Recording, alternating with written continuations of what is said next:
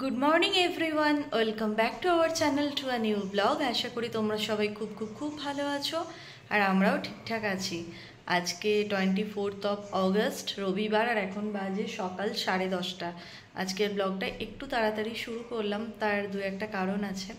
যাই হোক, পরে পরে সবটাই বলছি। এখন আমি আছি রান্নাঘরে, ব্রেকফাস্ট বানাবো। আর তোমরা লাস্ট ব্লগে দেখেইছো গতকাল মানে শনিবার সৌম্যর আক্কেল দাঁত তোলা হয়েছিল, একটা ছোট্ট সার্জারি হয়েছিল। তো তারপর এখন ও আজকে অনেকটাই বেটার আছে। কালকে একদম এসে থেকে তো সন্ধ্যের দিকে ওই 7টা নাগাদ গিয়েছিলাম আমরা। তারপর থেকে এসে থেকে ও আর কথা ফথা কিছুই বলেনি। রাত্রেবেলা দুধ সুজি খেয়েছিল। এখন আজকের দিনটা মানে 24 আওয়ার্স ওকে একটুখানি মানে নন স্পাইসি ফুড খেতে হবে। তার মধ্যে ওই দুধ পাউরুটি বা দুধ সুজি, গলা ভাত এই টাইপেরই। আজকের দিনটা মানলেই হবে, আগামীকাল থেকে আবার ও আগের খাবার দাবার খেতে পারবে। যদিও ও একটু ভয় পাচ্ছে যে না, কালকে মানে সোমবার আর একটা চেক আপ আছে, ওটা করানোর পরই ও মানে মশলাযুক্ত খাবার খাবে আর কি, ও বলছে এটা। তবে আমি ভাবলাম হয়তো কালকে তো রাত্রেবেলা শোয়ার টাইম অবধি ও বললো কোনো রকম ব্যথা হয়নি। আমি ভাবলাম হয়তো সকাল থেকে গিয়েও ব্যথাটা ফিল করবে, কিন্তু আজকে সকাল থেকেও ওর বলতে নেই, যেন নাই হয় কোনো রকম ব্যথা হয়নি। এই যে ও আজকেও কথা বলবে না, একটু একটু বলো আজকে। আজকে ঠিক আছে, বেশি কথা বলছি না, সবই ঠিক হয়ে গেছে। তাও একটু রেস্টে থাকা, হ্যাঁ। মানে ব্যথা ফ্যাথা তোমার কিছু নেই? আজকে সকালে ব্রাশ করেছো তো? আমি ঘুম থেকে ওঠার আগেই করে নিয়েছি যাতে আমি দেখতে না পাই। আর এখন ওর খিদে পেয়েছে খুব, কারণ ওর এখন 24 ঘন্টা চা কফি এরকম মানে গরম খাবার খাওয়া একদমই বারণ। আর ও তো সকাল থেকে উঠে আমি ওঠার আগেই ওর 3-4 বার ফিল্টার কফি খাওয়া হয়ে যায়। তো আজকে সেটাও খেতে পারেনি, মানে সকাল থেকে উঠে জল ছাড়াও কিছুই খায়নি। 10:30 বেজে গেছে। তো আমাকে বারবার বলছে তুমি হাতের কাজগুলো তাড়াতাড়ি করো, আমাকে ব্রেকফাস্ট দাও, আমার খিদে পাচ্ছে। তো আমি ভাবছি আমরা তো এরকম টাইমেই খাই, তোমার এত কেন খিদে পাচ্ছে? তারপর ভাবলাম যে ও কালকে তো ভাত খায়নি, ও তো খেয়েছে রাত্রেবেলা সুজি, তো ওর তো খিদে পাওয়াটাই স্বাভাবিক, সকাল থেকেও কিছু খায়নি। যাই হোক, আমি এখানে বসিয়ে দিয়েছি দুধ গরম হতে। আর এই যে পাউরুটি, এটা কালকেই ও নিয়ে এসে রেখেছে।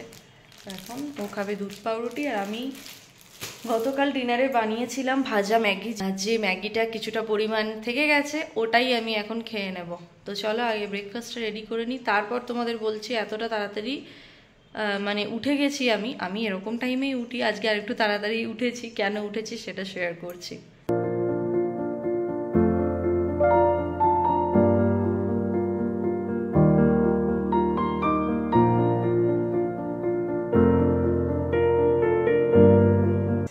আমাদের তো দুজনেরই ব্রেকফাস্ট হয়ে গেছে, আর এখন বেজে গেছে 11টা 5। আমি এবার রান্না বান্না বসাবো। আজকে একটু তাড়াতাড়ি রান্না হবে, আর যেহেতু সৌম্যর এখন সমস্ত গলা খাবার খেতে হবে মানে আজকের দিনটা, তাই আজকে রবিবার হওয়া সত্ত্বেও আমাদের মাটন বা চিকেন কিছুই হবে না। একদম সিম্পল খাবার, মানে কোনো রকম রিচ খাবারই হবে না। আর তার মধ্যে আমি ঠিক করেই রেখেছিলাম যে আজকে বানাবো ওই গোবিন্দভোগ চালের ভাত, আলু ভাতে আর ডিম সেদ্ধ, ঘি দিয়ে খেয়ে নেব, কারণ এটা ছাড়া আর কি খাবো বলো। তেল ফেল ছাড়া একটু খেতে বলেছে আজকে। দেখা যাক, তো আজকের দিনটা এইভাবেই কাটবে। আর তার মধ্যে আমার যে হেল্পিং হ্যান্ড দিদি, সে তো রবিবার করে আসে তোমরা জানোই। আর কালকে হঠাৎ এসে বলছে যে সানডে আমার ছুটি চাই। তো আমরা বললাম না, ছুটি কি করে দেব? তখন বললো যে আসলে আমার একটা বন্ধুর জন্মদিন আছে, তো আমরা একটু পার্টি করতে যাব, যে কারণে তাহলে আমি কিন্তু কাজে এলে আমি 12টার সময় এসে মুছে দিয়ে চলে যাব, তার মধ্যে যা বাসন থাকবে করে দিয়ে মুছে ফুছে দিয়ে চলে যাব।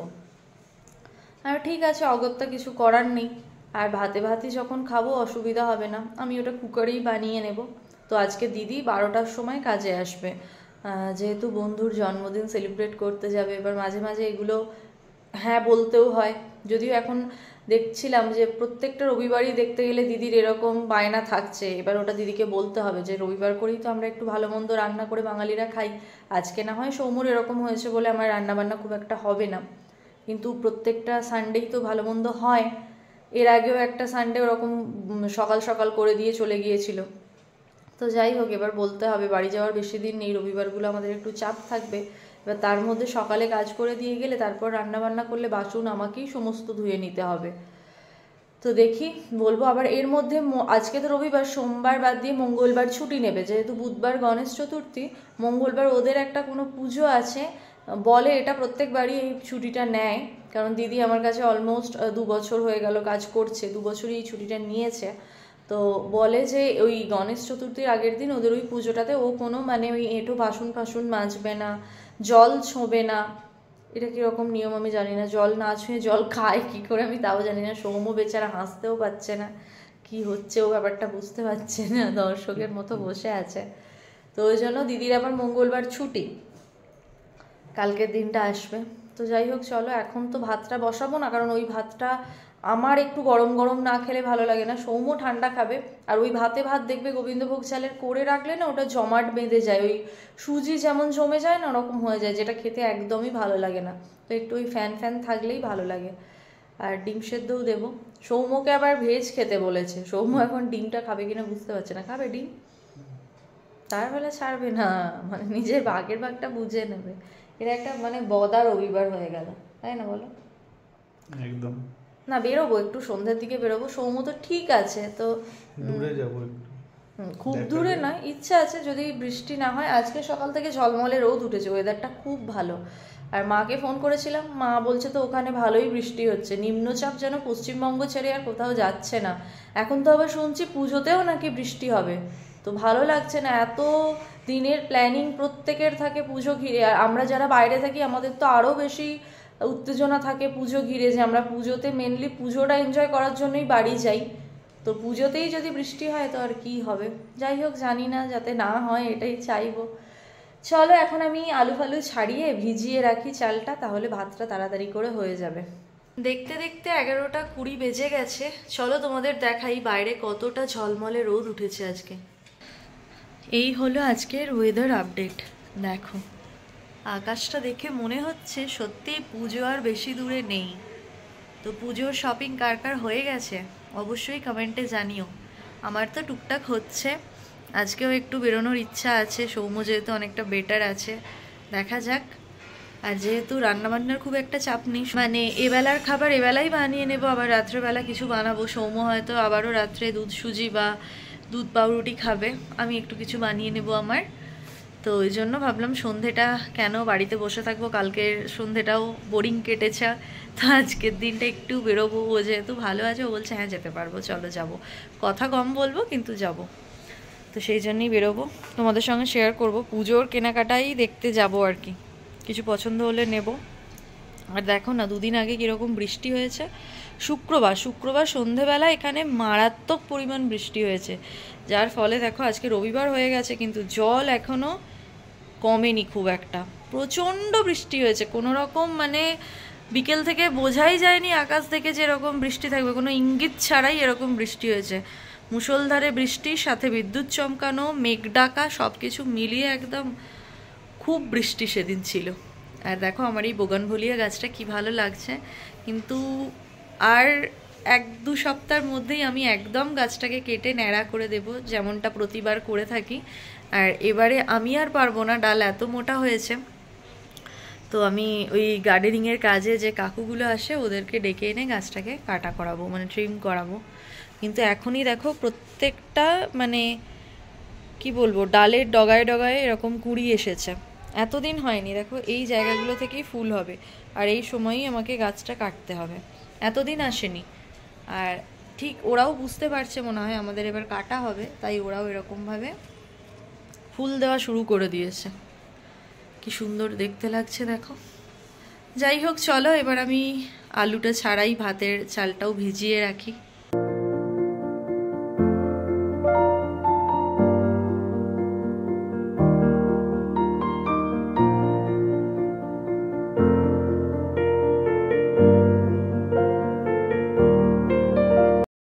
অলমোস্ট 1টা বাজতে যায়। এদিকে তো আমি সমস্ত কিছু রেডি করে রেখেছি, যে দিদি বাসন মাজা ঘর মোছা করে গেলে তারপরেই আমি রান্নাটা বসাবো, যেহেতু এটা গরম গরম খেতে হয়। আমি রান্নাটা বসিয়ে দিয়ে ভাতটা বসিয়ে দিয়ে স্নানে চলে যাব, কিন্তু দিদি না এলে আমি কিছু করতেও পারছি না। এদিকে গ্যাসটাও ব্লক হয়ে যাবে, এইটুকু জায়গার মধ্যে দিদি করবে কিভাবে বুঝতে পারছি না, খিদেও পাচ্ছে। হেল্পিং হ্যান্ড দিদি তো কাজ করে চলে গেল, এবার আমি আগে ভাতটা বসিয়ে দেব, তারপর স্নানে চলে যাব, কারণ প্রচণ্ডই খিদে পেয়েছে। সেইভাবে তো ব্রেকফাস্ট করা হয়নি। তো 3টে আলু দিয়েছি, সৌমতো আলু সেদ্ধ মাখাটা লঙ্কা ছাড়া খাবে, আমি লঙ্কা একটু মেখে নেব। আমার ভাতটা আগে বসাই, ডিমটা এক্ষুনি দেবো না, তাহলে ফুল বয়েল হয়ে যাবে। আমার হাফ বয়েল ডিম খেতেই বেশি ভালো লাগে। বসে পড়েছি খেতে, আর বললামই তো আজকে লাঞ্চে গলা গলা ভাত, সাথে আলু সেদ্ধ, ডিম সেদ্ধ, আর ডিমগুলো পুরো একদম হাফ বয়েল, আমি এরকম খেতেই পছন্দ করি। সাথে আমি একটা কাঁচা লঙ্কা নিয়েছি, সৌমর আলু ভাতেটাতে মাখিনি, আলু ভাতেটাতেই মাখিনি আর কি, জাস্ট অল্প একটু নুন আর একটু তেল দিয়ে মেখেছি। আমি একটু লঙ্কা নিয়ে নেব। তো রবিবারটায় মাটন খাওয়ার জায়গায় এটা খুব একটা খারাপ নয়, তবে এই একটা রবিবারই ঠিক আছে, প্রত্যেকটা রবিবার এরকম হলে একদমই ভালো লাগে না। যাই হোক, চলো, আমি তো এটা গরম থাকতে থাকতে খাবো, আর সৌম্য খাবে ঠান্ডা হওয়ার পর। আমি তো এখন যাচ্ছি দুধ আনতে, কালকে দুধ পাউরুটি খেয়ে নেবো, আর রাত্রে যদি রূপসা সুজি করে তাহলে খাবো, নাহলে দেখি যদি সুজি খেতে ভালো না লাগে দুধ পাউরুটি খেয়ে নেবো। দুধটা নিয়ে যাই। এখন তো বাজছে 7:35, আর এদিকে আমার সন্ধ্যা দেওয়াও কিন্তু হয়ে গেছে। সৌম্য তো এখন দুদিন শাঁখ বাজাতে পারবে না, না হলে উইকেন্ড করে সৌম্যই সন্ধ্যে দেয়। গতকাল যেহেতু ডক্টর টাইমটা আমাদের পিছিয়ে দিয়েছিল যাওয়ার, তো ওই জন্য গতকালও দাঁত তুলতে যাওয়ার আগেই সন্ধ্যেটা দিয়ে দিয়েছিল, কিন্তু আজকে আমি সন্ধ্যে দিলাম। আমার সন্ধ্যা দেওয়া হয়ে গেছে, আর ভেবে তো ছিলাম একটু বেরোবো। ও বলছে এখন অনেকটা বেটার আছি, যেতে পারবো, কিন্তু বেরোতে তো পারবো না। তার কারণটা তোমাদের দেখাই, চলো। খুব একটা বুঝতে পারবে না, কিন্তু এখানে বৃষ্টি শুরু হয়ে গেছে।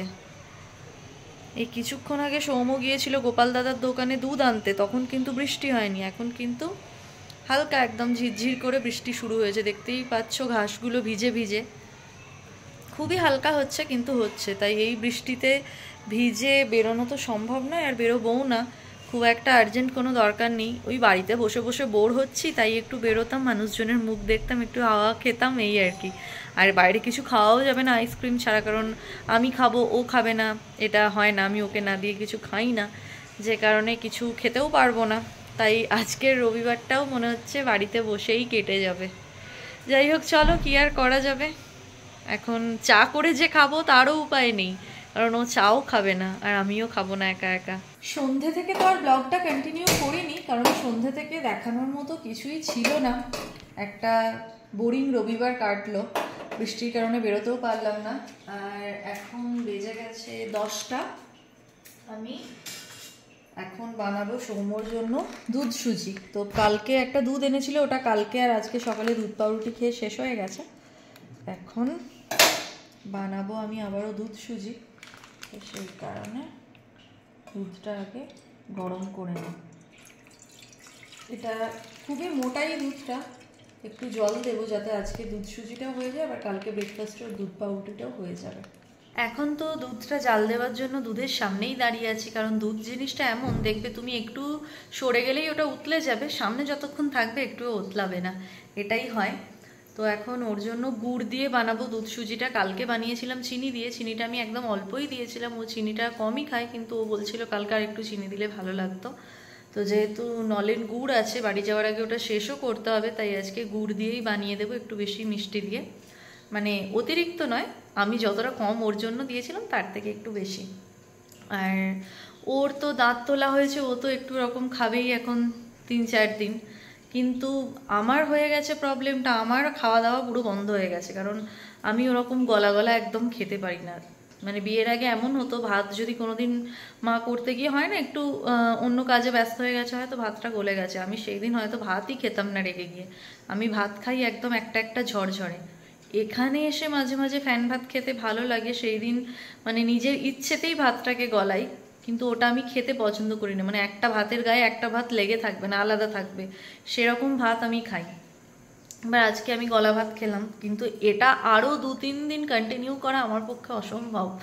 এবার কালকে রাত্রেও দুধ সুজি খেয়েছিল, আমি ভাজা ম্যাগি খেয়েছিলাম, আজকে একবেলার মতো ভাত করেছিলাম, কারণ ওই ভাতে ভাত আবার রাত্রেবেলা গরম করে তো খাওয়া যায় না। আর এখনও খাবে দুধ সুজি আবারও। আমি এবার কি খাবো? এই রেগুলার ম্যাগি খেতে খেতে আমার অবস্থাও একদম খারাপ হয়ে যাচ্ছে। আমি খুব একটা ম্যাগি খেতে পছন্দ করি না, খেলে ওই ভাজা ম্যাগিটা খাই। আর যেটা এমনি নর্মাল হয় না, জল দিয়ে মশলা দিয়ে ফোটানো যে ম্যাগিটা, ওটা আমি বেশ অনেক দিন, ধরো 1-1.5 মাস খাইনি ম্যাগি। তখন যদি ম্যাগি খাওয়ার ক্রেভিং হয় তো তখন আমি এরকম ঝোল ঝোল ম্যাগিটা খাই, না হলে আমার একদমই ভালো লাগে না। আমি পেঁয়াজ ডিম এইসব দিয়ে একটু চটপটা করে বানিয়ে খেতেই ভালোবাসি।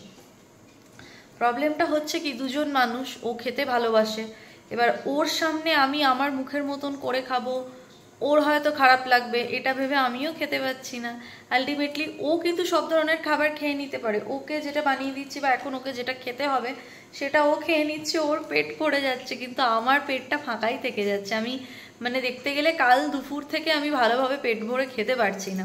তার থেকেও বড় প্রবলেম হয়েছে, আমি মুড়ি খেতে প্রচণ্ড ভালোবাসি। একটু আলু সেদ্ধ বা একটু আলু চচ্চড়ি করে নিলে আমি ডিনারে মুড়ি খেয়ে নিতে পারতাম, 2-3 দিনেরই ব্যাপার। কিন্তু হচ্ছে কি, মুড়ি ব্যাঙ্গালোরে মানে আমরা যে দোকান থেকে নিই, দুটো বাঙালি দোকান আছে, সেই দুটো দোকানেই মুড়ি নেই, মানে শেষ হয়ে গেল শুক্রবার থেকে। আর আমাদের বাড়িতেও শুক্রবারই মুড়িটা শেষ হয়েছে, আমি থাকতে থাকতে আনি।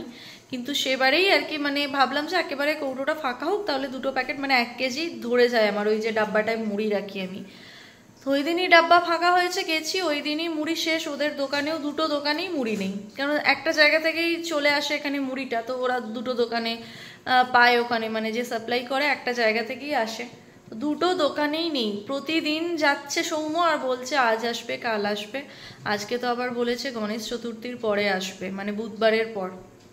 বাড়িতে এখন একটাও মুড়ি নেই, মানে কি যে অসুবিধা হচ্ছে, মুড়িও খেতে পাচ্ছি না। ব্রেকফাস্টেও আমরা একটু মুড়ি খাই, আমি খাই বিশেষ করে, তো আমার সব দিক থেকেই অসুবিধা হয়ে গেছে। কি যে খাবো আমি বুঝতে পারছি না। ম্যাগি খেতে খেতে একেবারে মানে বিরক্ত লাগছে। একবার ভাবলাম সন্ধ্যেবেলা একটু লুচি আলু চচ্চড়ি করবো, কিন্তু ওই যে সৌম্য খেতে পারবে না, তার কারণে আমিও খেতে পারবো না। যখন বিয়ে হয়নি এসব ভাবনা চিন্তা জীবনে ছিল না। মায়ের পাশে বসে আমি মাংস ভাত খেয়ে নিচ্ছি, মা কি খাচ্ছে আমি সেটা মানে মাকে বললাম একবার নেবে, মা বললো না আমার শরীর ভালো লাগছে না, আমি দই ভাত খাবো বা এইটাই, ওগুলো ভাবতাম না। কিন্তু এখন বিয়ের পর একটা দায়িত্ব হয়ে যায় যে না ও খাচ্ছে না আমি খাবো, কিন্তু আলটিমেটলি আমারই খাওয়া হচ্ছে না। যাই হোক, আবারও আজকে ম্যাগি খাই, কি করব। আর আমার খিদে পেলে না, আমি এখন এটা রিসেন্টলি হয়েছে, আমি একদম খিদে সহ্য করতে পারি না। আর পেট না ভরা থাকলে না মাথা আমার এমনি এমনিই গরম হয়ে যায়। তার উপরে ধরো 2 দিন ধরে বাড়িতে আমি বেরোতেও পারছি না, কি যে একটা কীরকম হচ্ছে আমি বলে বোঝাতে পারবো না, বোরিং লাগছে একদম। আজকে একটা ভালো জিনিস আমি তোমাদের সঙ্গে শেয়ার করবো, দাঁড়াও আগে ওর ডিনারটা বানিয়ে নিই, তারপর আমরা যে বাড়ি যাব তার জন্য আমরা কেনাকাটি তো করছি, তো একটা বড় সড়ো জিনিস কিনেছি, সেটা তোমাদের একটু দেখাবো আজকে।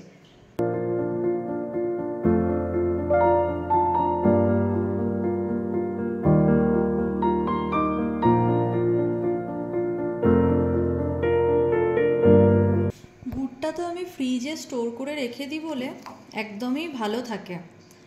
আমি 1 বছরের জন্যই একদম পুরো 1 কেজি থেকে 1.5 কেজি ওরকম গুড়ের যে পাটালিগুলো হয় সেগুলো নিয়ে চলে আসি। কিন্তু এবারে পিঠের সিজনে কিছুই পিঠে করা হয়নি আমার, যে কারণে গুড়টা বলা চলে পুরোই রয়ে গেছে। এই পায়েস এইসব করে করেই খেয়ে তুলতে হচ্ছে। এই গুড়টা দেওয়ার কথা আমার মনেও ছিল না, সৌম্যই বললো যে তুমি চিনি না দিয়ে গুড়টা দিয়ে দাও, তাহলে ওটাও শেষ হয়ে যাবে, আবার খাওয়াও হবে মিষ্টি। তো এই আর কি।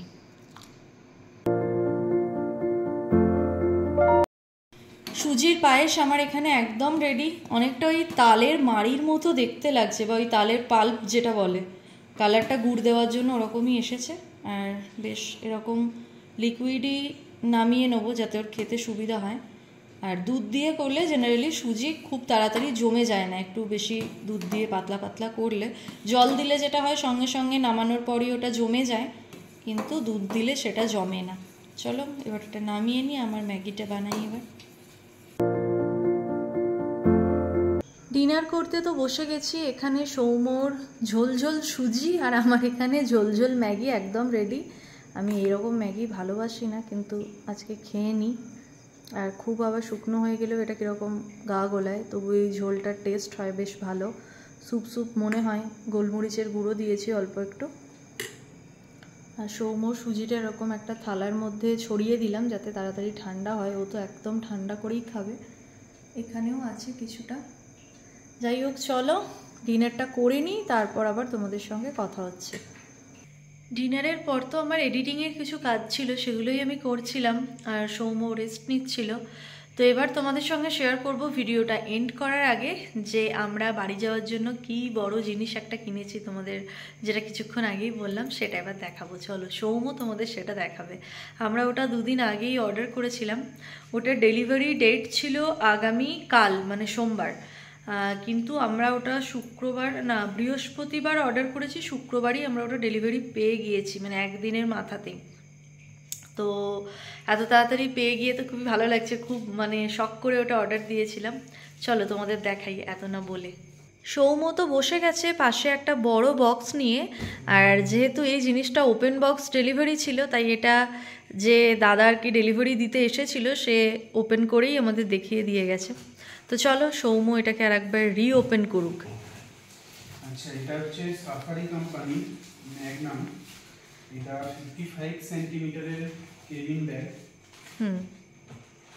তো এটা সাফারির নিউলি লঞ্চ একটা প্রোডাক্ট ম্যাগনাম, আর এটা খুব ভালো। আমরা এটা ফ্লিপকার্ট থেকে পারচেস করেছি, তো ভীষণ ভালো। এটা রিভিউ দেখলাম আমরা, খুব ভালো রিভিউ আছে আর কি, আর প্রাইসটাও খুবই রিজনেবল। তোমরা একটু সার্চ করে দেখতে পারো, এখন খুব ভালো ডিসকাউন্টে আমরা এটা পেয়েছি। আর অনেক কালার অপশনও ছিল, কিন্তু তলায় যে চাকাগুলো আছে পুরো 360 ডিগ্রি রোটেটেবল। হ্যাঁ, আর এটার অনেক কালার অপশন ছিল, ব্ল্যাক ছিল, ব্লু ছিল, যেটা ওই স্কাই ব্লু টাইপের হয়, ইয়েলো ছিল, রেড ছিল। তো আমার তো রেডটা ভীষণই ইচ্ছা করছিল নেওয়ার, কিন্তু রেডটা নিলাম না। সৌম্য বললো যে নোংরা টোংরা হবে, ইয়েলোটা বেশি ভালো লাগছিল। তো আমরা তো নিয়েছি ফাইনালি এই গ্রিনটা, এটাকে আই থিঙ্ক অলিভ গ্রিন বলে, তাই তো সৌম্য? আর এটার মেটেরিয়ালটা আমি যদি খুব ভুল না হই মাইক্রোফাইবার। তোমরা যদি ঠিকটা জানো আমাকে একটু বলে দিও। আর এই জিনিসটা নেওয়ার কারণ হচ্ছে আমরা দুজনে দুটো ওই ফিডব্যাক নিয়ে যাই, তাতে খুব কম জিনিসই আমরা মানে ধরাতে পারি। কিন্তু এই যে একমাত্র ফ্লাইটে ট্রাভেল করলে জায়গা বাঁচানোর জন্য এই কেবিন ব্যাগটা একমাত্র ওয়েট হয় না, তাই না বলো? বাকিগুলো তো 15 কেজির লিমিট থাকে, কিন্তু এই কেবিন ব্যাগের কোনো লিমিটেশন থাকে না। হ্যাঁ, তা বলে আমি একদম 3-4টে এরম নিতে পারি না। হ্যাঁ, 7 কেজি থাকে, কিন্তু ওটা হ্যাঁ ওজন হয় না ওটা। একদম মেপে মেপে ওজন হয় 15.01 বা 15.1 হয়ে গেলে। হ্যাঁ, একটু বেশি হলেই এক্সট্রা চার্জ দিতে হয়, বা এই ব্যাগ থেকে ওই ব্যাগে ট্রান্সফার করতে হয়। এই ব্যাগের আরেকটা সুবিধা হচ্ছে এটা নিজের বডিটা একটু হালকা, এই ব্যাগগুলোর বডিটা একটু হেভি। হ্যাঁ, তো ওর নিজেরই বোধহয় 1-1.5 কিলো ওজন চলে যায়, এটাতে অতটা হবে না বোধহয়। আর এই মেটেরিয়ালটা আমি একটু ক্লোজে দেখাবো, ভীষণ সুন্দর। আর কালারটা না আমার ভীষণ আনকমন লাগলো, মানে ওই রেড, ব্ল্যাক, ইয়েলো এগুলো কিন্তু আমরা অনেকের দেখি, কিন্তু এই জিনিসটা আমরা মানে এই কালারটা আমি কারুর দেখিনি। ব্লু আর রেডটা তো একদমই কমন, হ্যাঁ সবাইকার কাছেই প্রায় থাকে। আর আমাদের যে আরো 3টে ট্রলি আছে যেগুলো বড় আর কি লাগেজে নেওয়া যায়, ওগুলো 3টেই কিন্তু তোমার হচ্ছে ওই কাপড়ের, যেগুলো ওয়াশ করতে একটু প্রবলেম হয়, ওই স্যানিটাইজ করতে হয় বা ভিজে ওই শ্যাম্পু দিয়ে ন্যাকড়া দিয়ে আমি মুছি। আর আমার এইগুলো একটু খুব মানে পিটপিটানি আছে, আমি ওই বাইরে থেকে এসে না আমি না মুছে আমি তুলে রাখি না, ওটা মুছে শুকোতেও আবার সময় লাগে। হ্যাঁ, আমি রোদে দিই, আবার এটা মুছতে হবে কিন্তু শুকোতে বোধহয় টাইম লাগবে না। আর এটা খুব ইজিলি, কথাই বলছি, এটা আমি চাইলে বাইরে থেকে ধুয়ে দিতেও পারবো, ধোবো না, বাট তাও বলছি এটা তো মেটেরিয়ালটাই তেমন। কাপড়ের হলে ওটা ওই শ্যাম্পু দিয়ে এরকম ভাবে ন্যাকড়া দিয়ে মুছতে হয়, দেন ওটা শুকোতে হয়, দেন স্যানিটাইজ করে আবার তুলতে হয়। তবে এটা ভীষণ ভালো। আর এই প্রোডাক্টের নাম রেখেছে ওরা ম্যাগনাম। আর এটা আমরা কি দামে পেয়েছি জানো? এটার দাম ছিল হচ্ছে 2400 কত টাকা আই থিঙ্ক। আমরা এটা অফার প্রাইসে পেয়েছি 1399-এ, তাই তো সৌম্য? তো আমরা মানে অনেক দিন ধরেই জিনিসটা খুঁজছি, আমরা ডিমার্টেও গিয়ে দেখেছিলাম, তো ওখান থেকে একটা আইডিয়া নিয়েছিলাম। ওখানেও আমাদের প্রায় 2500 টাকার ওপর দাম বলেছিল, বিভিন্ন দামের, বিভিন্ন কোম্পানি ওয়াইজ দামগুলো মানে সিলেক্ট করে ওরা। তো যাই হোক, এইখানে কিন্তু এতটা কম দামে পেয়েছি বলে যে মেটেরিয়ালটা খারাপ এমন কিন্তু নয়। হ্যাঁ, এবার যত ইউজ করব ততটা বলতে পারবো, তারপরে ভালো রিভিউ দিতে পারবো, কিন্তু এটার রিভিউ দেখলাম খুব ভালো, তাই না বলো সৌম্য? আর সৌম্য যে কোনো জিনিস একটু রিভিউ দেখে কেনে। যাই হোক, তোমরা যদি কেউ এরকম পুজোয় বাড়ি যাচ্ছ, কেবিন ব্যাগ কিনবে, তো তোমাদের সঙ্গে একটা আইডিয়া শেয়ার করে দিলাম। তোমরা জানি না এখনও অফারটা আছে কি না, তো তোমরা একবার ট্রাই করে দেখতে পারো। যদি অফারটা থাকে তোমরা এই দামেই পারচেস করতে পারবে। আর আমাদের ব্যাগের কালারটা কীরকম হয়েছে অবশ্যই কিন্তু কমেন্টে জানিও। আর এই কালারটা নেওয়ার আরও একটা কারণ আছে, সেটা আমরা যেদিন যাব এয়ারপোর্টে গিয়ে আমি তোমাদের সঙ্গে শেয়ার করব কেন আমি এই অলিভ গ্রিনটাই নিয়েছি। তোমরা কি কেউ গেস করতে পারছো? যদি গেস করতে পারো আমাকে কমেন্টে অবশ্যই জানিও। তো চলো, এই ছিল আজকে আমাদের একটা বড় জিনিস দেখানো তোমাদের। বড় বক্স থেকে বেরোলো বলে বললাম বড় জিনিস, আদতে কিছুই নয়। তো চলো, আজকের ভিডিওটা তাহলে এতটাই থাকলো। সৌম্য এখন অনেকটাই বেটার আছে, তাই তো সৌম্য? আজকে আমাদের একটা ইনভিটেশনও এসেছে, আজকে সন্ধ্যেবেলা ফোন এসেছিল। বুধবার গণেশ চতুর্থীতে একটা ইনভিটেশন আছে, তো দেখা যাক যাবো কি না, এখনও কনফার্ম নই। কালকে সৌম্যর চেক আপে ম্যাম কি বলে ওকে দেখি, তার উপর ডিপেন্ড করছে আমরা বুধবার যেতে পারবো কি পারবো না। যদি যেতে পারি ডেফিনেটলি ওই দিনের গণেশ চতুর্থীর ব্লগটা আমি তোমাদের সঙ্গে শেয়ার করব। আর আজকের ব্লগটা কেমন লাগলো অবশ্যই কমেন্টে জানিও। যদি ভালো লেগে থাকে একটা লাইক করো, শেয়ার করো, প্লিজ চ্যানেলটাকে সাবস্ক্রাইব করো। যারা ফেসবুক পেজ থেকে আমাদের ভিডিওটা দেখছো তারা প্লিজ পেজটাকে লাইক ফলো করে আমাদের পাশে থেকো। তোমাদের সঙ্গে আবারও দেখা হচ্ছে খুব তাড়াতাড়ি নতুন একটা ব্লগের সঙ্গে। ততক্ষণের জন্য তোমরা সবাই খুব ভালো থেকো, সবাইকে খুব ভালো রেখো। আজকের মতন গুড নাইট, টাটা।